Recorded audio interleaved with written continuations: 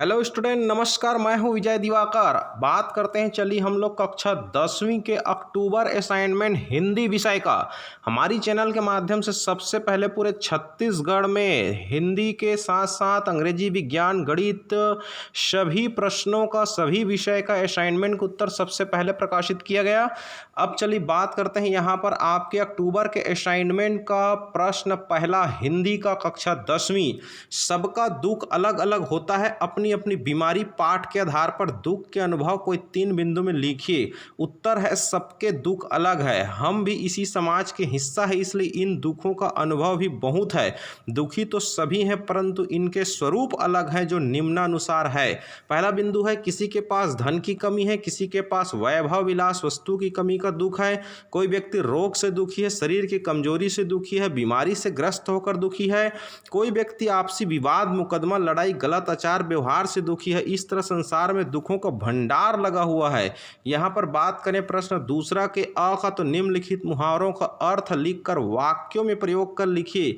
तो इसमें आया है, हवा में ताज उड़ना। पहला, इसका मतलब होता है बड़े सपने देखना, बड़े सपने, बड़े इच्छा की, मतलब कहना चाहिए इच्छा व्यक्त करना बड़ा बड़ा। तो प्रयोग है इसमें, मालिक ने नौकर से बोला कि अपने कार्यों पर ध्यान दिया करो, ज़्यादा हवा में ताज मत उड़ाओ।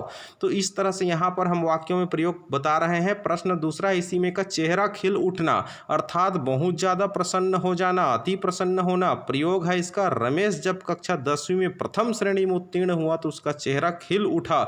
प्रश्न दूसरा के बाद बात करते हैं प्रश्न दूसरा के ब।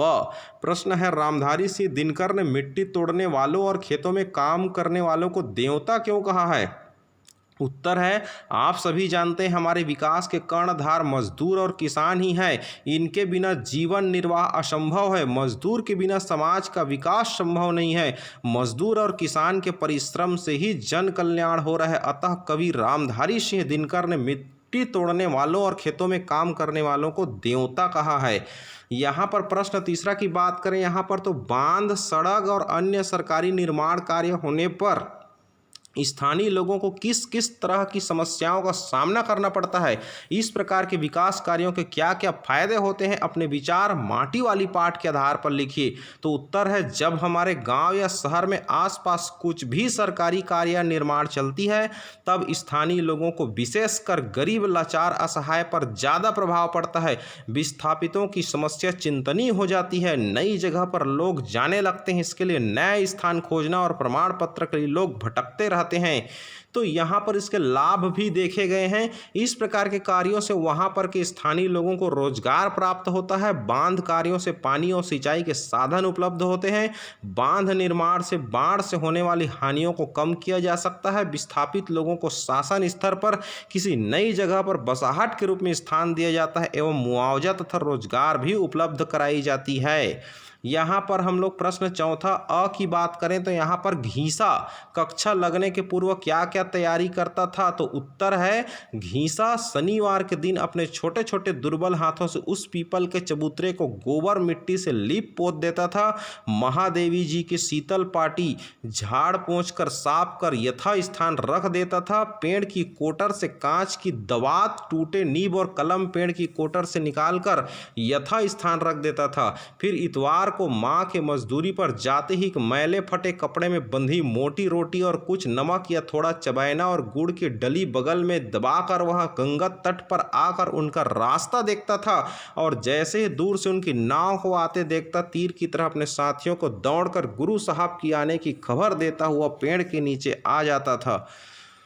प्रश्न चौथा ब, महादेवी वर्मा को अन्य विद्यार्थियों की अपेक्षा घीसा ही क्यों याद रहा? तो उत्तर है, महादेवी वर्मा जी को अन्य विद्यार्थियों की अपेक्षा घीसा ही इसलिए याद रहा क्योंकि उस मलिन सहमे से नन्हे विद्यार्थी की आंखों में न जाने कौन सी जिज्ञासा भरी थी, जो सिर्फ उन्हें ही देखा करता था। ऐसा लगता था मानो उनकी सारी विद्या बुद्धि को सीख लेना ही उसका एकमात्र लक्ष्य था। वह उन सब के बीच भी अकेला अपनी ओर महादेवी का ध्यान उत्कृष्ट करने में सफल रहा था, उनकी संवेदनाओं में भी वह जी उठा था। इसी तरह से प्रश्न 5वां है, अधोलिखित गद्यांश को पढ़कर नीचे दिए गए प्रश्नों को उत्तर लिखिए। यहाँ पर एक गद्यांश है, विद्यार्थी जीवन से संबंधित एक गद्यांश है और इस गद्यांश में आया है प्रश्न पहला, जीवन की आधारशिला किस काल को कहा जाता है? तो उत्तर है जीवन की आधारशिला विद्यार्थी काल को ही कहा जाता है। प्रश्न दूसरा है, इसमें गद्यांश को उचित शीर्षक लिखिए। तो प्यारे बच्चों, विद्यार्थी काल हो सकता है, छात्र जीवन लिख सकते हैं या बाल्यकाल भी आप लिख सकते हैं, सब सही है। यहाँ पर हम प्रश्न तीसरा की बात करें तो मानव जीवन के लिए विद्यार्थी जीवन का महत्व तो स्पष्ट कीजिए। तो उत्तर है विद्यार्थी काल में बालक में जो संस्कार पड़ जाती है जीवन भर वही संस्कार अमिट रहती है। इस काल में बालक या विद्यार्थी कष्ट सहन कर लेता है तो उसका जीवन भविष्य स्वस्थ और सुंदर बन जाता है। यदि मन लगाकर अध्ययन कर लेता है तो उसे ज्ञान मिलता है। प्रश्न चौथा है, छोटे वृक्ष के पोषण का उल्लेख किस संदर्भ में किया गया है और क्यों? तो प्रश्न चौथा का उत्तर है, जिस वृक्ष को प्रारंभ से सुंदर सिंचन और स्वाद मिल जाती है वह पुष्पित एवं पल्लवित होकर संसार को सौरभ देने लगता है। इसी प्रकार विद्यार्थी काल में जो बालक श्रम, अनुशासन, समय एवं नियमन के सांचे में ढल जाता है वह आदर्श विद्यार्थी बनकर सभ्य नागरिक बन जाता है।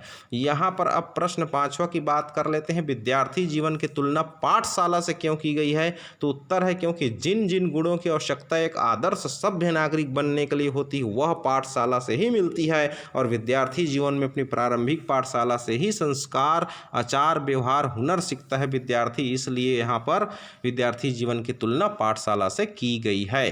तो इस तरह से कहना चाहिए हमारे चैनल के माध्यम से हिंदी का असाइनमेंट, गणित का, अंग्रेजी का, विज्ञान का, सामाजिक विज्ञान का, संस्कृत का, सभी विषय का असाइनमेंट अक्टूबर महीने का उत्तर आप लोगों ने देखा, समझा और अपनी विवेक से आप लोग इस कोरोना लॉकडाउन संकट में घर पर ही रहकर सुरक्षित रह करके बिल्कुल बिना संक्रमण के यूट्यूब चैनल के माध्यम से आप उत्तर लिखिए अच्छे से समझ करके। कोरोना संकट में आपकी स्कूल बंद है, पढ़ाई नहीं हो पा रही है, ऐसे समय पर आप सभी के सहयोग के लिए, आपके मार्गदर्शन के लिए, आपकी मदद करने के लिए प्यारे बच्चों आपके लिए हमारा चैनल जो है बिल्कुल बहुत मेहनत कर रही है और आप सभी विवेक लगा करके उत्तर लिखिए और हमारी इस मेहनत को कम से कम एक बार लाइक कर दीजिए, कम से कम एक बार थैंक यू करके कमेंट में लिख दीजिए और एक बार लाइक कर देंगे तो हमारा जो मेहनत है वो सफल हो जाएगा।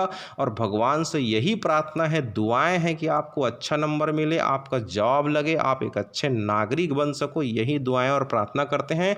आपको बहुत बहुत धन्यवाद। प्लीज़ प्लीज़ प्लीज़ अपने 5 मित्रों को कम से कम ज़रूर फॉरवर्ड कीजिए, शेयर कीजिए और कम से कम प्लीज़ स्टूडेंट आप लोग से रिक्वेस्ट है एक बार लाइक अवश्य करें, एक बार थैंक यू करके कमेंट लिख देंगे तो हमारी ऊर्जा बढ़ जाएगी और नेक्स्ट महीने में नेक्स्ट विषय का सभी प्रश्नों का असाइनमेंट हम और अच्छे से बना करके आपके लिए भेज सकते हैं। Thank you so much.